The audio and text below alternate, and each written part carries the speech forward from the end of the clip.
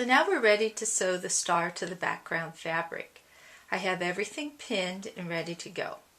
So I'm going to make sure that I have thread that matches the motif or the background. I prefer using the thread that matches the star, and it's single-stranded. The first thing I'm going to talk about is sewing the straight edge. Because we have freezer paper inside the star, it makes it easy to have a nice straight edge. So basically, we're just going to sew that nice applique stitch, which is about 1/8 of an inch to 1/16 of an inch. So I'm going to go down in the same hole that I came up. And notice I picked this particular point because, one, I can show you that there's a lot of space between the point and the end, or I can manipulate that when I get kind of close to it and make it so that there's not that much space. Also, there's this extra fabric that's sticking out, and what I need to do is take my needle and sort of use my needle to stick that back underneath there. So if you are sewing along and you notice that you've got some extra, let me get this coming up, you've got some extra fabric like that, you can use your needle to push it back. And I'm using my thumb and my nail to sort of hold that back. And I would continue stitching till I get to the point of the star. So I've got this one where I'm going to talk about coming into that point of the star. So I'm also using background fabric corduroy for added texture. I don't recommend this, but in this case. So once again, I'm using my finger to sort of push that up there so it gets right to the very edge. And I'm sewing my 1/8 of an inch, 1/16 of an inch. I'm moving over. When I come up here, I'm taking a little bite out of the edge. Oops, that's a little bit too much.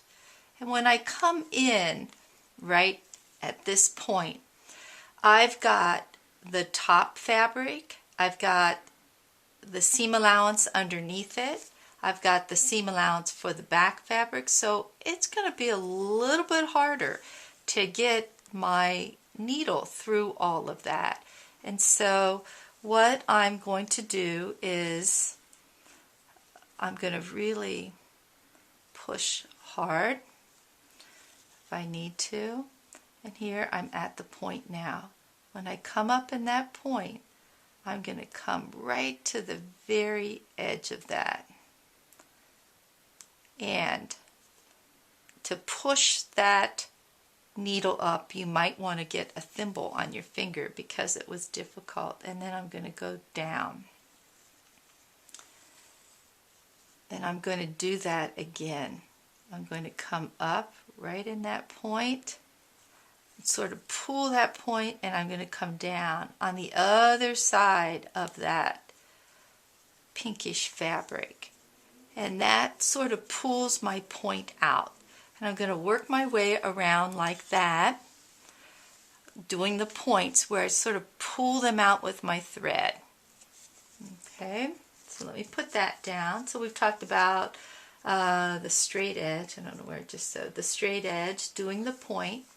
And the next thing that we need to look at is the crevice.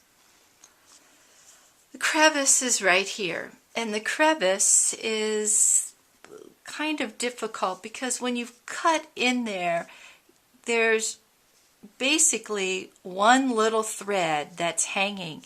And so to make sure that that doesn't come out, what we need to do is we need to really shorten our stitches.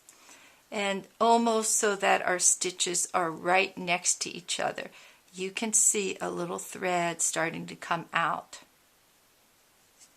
So we want to make sure that these threads stay where they don't ravel.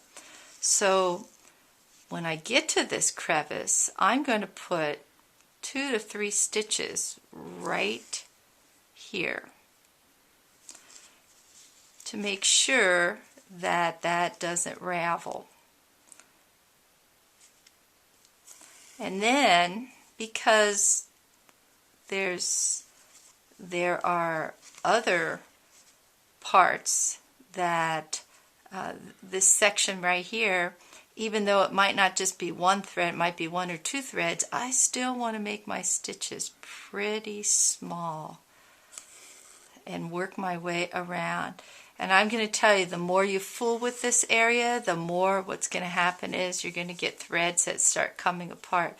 So you want to get in and get out. So I'm going to come up and come down. If I decide that I need some more stitches back here, if it's not looking right, then maybe I can come back and put another stitch in. And once again, that's because each one of these crevices are going to unravel. So I would work my way around with around the star like that until I finish, and then I'm ready to cut out the back. Something else I wanted to show you was that this star, I'm going to put it on point, which means it's going to look like this. So the point of the star is not at the top like it is in this one. So that's something you need to think about when you're doing your stars. So this star, it's at point. This star, I really don't care where it is. It's actually, I enlarge the pattern to make it bigger. It's for something else. So it's up to you if you follow that pattern or not.